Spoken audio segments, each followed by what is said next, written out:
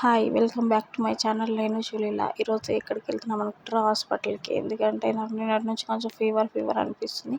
అందుకే హాస్పిటల్కి వెళ్తున్నామండి. మొత్తం హాస్పిటల్ నాకు ఏమైంది ఏంటి అని మొత్తం చూపిస్తాను, చూసేయండి. ఓకేనా? చూడండి, హాస్పిటల్ కూడా వచ్చేసింది. ఇక్కడ దగ్గరే ఉంటుంది హాస్పిటల్. మేము హాస్పిటల్ బయట వచ్చేసాము. హాస్పిటల్ దగ్గరకు వచ్చేసాము. చూడండి, ఇక్కడ నేను లోపలికి వెళ్తున్నాను. వెళ్ళగానే బీపీ, ఫీవర్ అన్నీ అక్క చెక్ చేస్తుంది. వెయిట్ అవన్నీ చెక్ చేసినాక ఇప్పుడు ఫీవర్ది పెట్టింది. తర్వాత నా ఛానల్ గురించి మాట్లాడుతుర్రు. ఇక్కడ చూస్తుంది అక్క. నేను చూపించాను. ఇక్కడ హాస్పిటల్ చాలా నీట్గా ఉంది. మేము ఎప్పుడు ఇక్కడికే వస్తాము. అక్క వాళ్ళు అయితే సీరియస్గా నా ఛానల్ గురించి చూస్తున్నారు. ముగ్గురు అక్కలు ఛానల్ గురించి డిస్కస్ చేస్తారు. అంతలోపు డాక్టర్ పిలిచింది. లోపలికి వెళ్ళాము. డాక్టర్ చెకప్ చేసినాక మందులు అవన్నీ రాస్తుంది. కొన్ని టెస్టులు కూడా చెప్పింది. లోపల అన్న మాట్లాడుతుండు. బయటకు వచ్చి నేను ఇంటికి వెళ్దామనేసరికి మళ్ళీ లోపలికి తీసుకెళ్ళి టెస్టుల గురించి మాట్లాడుతారు. నేను బయట ఉండి వీడియో తీసుకుంటున్నా. హాస్పిటల్ బయట లోపల ఇదిగో చూసేయండి. అన్నీ యుద్ధానికి సిద్ధమవుతున్నట్టు అక్క బ్లడ్ టెస్ట్కి అన్నీ చేస్తుంది. గట్టిగా పట్టుకోమంది.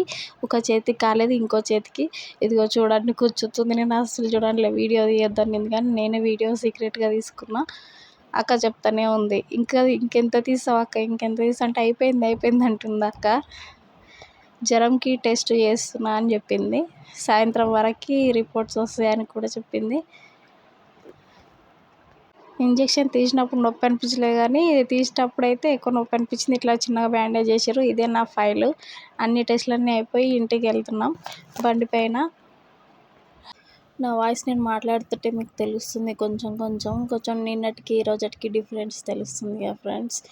ఇక్కడ కొంచెం ట్రాఫిక్లా ఉందని వేరే సైడ్ నుంచి వస్తున్నాను. వీడియో తీస్తున్నప్పుడు కూడా మస్తు కోల్డ్ ఇంకా దగ్గు అలాంటిది వస్తుంది. వీడియో సరిగ్గా తీయలేకపోతున్నాను. అందుకే కొంచెం మబ్బు వస్తుంది. మేము వచ్చే దారిలో ఇక్కడ ఇది కనిపిస్తుంది. కమన్ నేను కూడా సరిగ్గా చూడలేదు.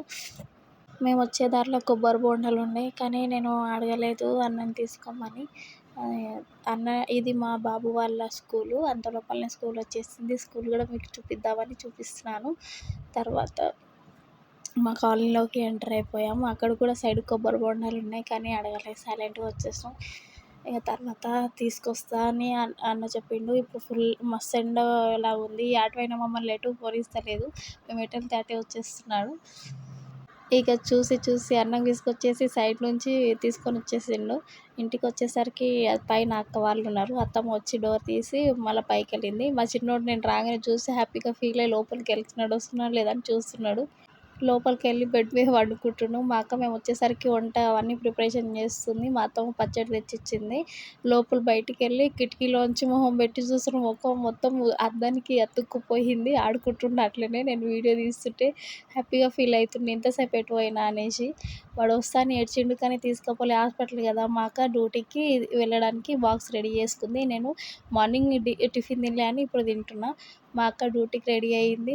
మా బావ హెల్ప్ చేస్తుండు అక్కకి బాటిల్ నింపడానికి, టిఫిన్ బాక్స్ అట్లా సెట్ చేయడానికి. మా చిన్నోనికి ఏడిస్తే పాలు ఇస్తుంది, డబ్బాలో పోసిచ్చింది. వాడు తాగుతుండు. మా అక్క ఇప్పుడే బయలుదేరింది. కిందికి బండి తేనిక రాకపోతే మా బావ తీసిచ్చిండు. వెళ్తుంది.